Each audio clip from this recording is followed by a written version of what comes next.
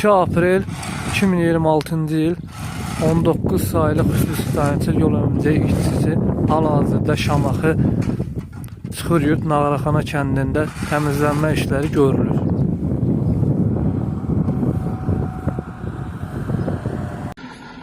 Aprel 2026-cı il Şamaxı Qonaqkənd avtomobil yolunun 12-ci kilometrliyi.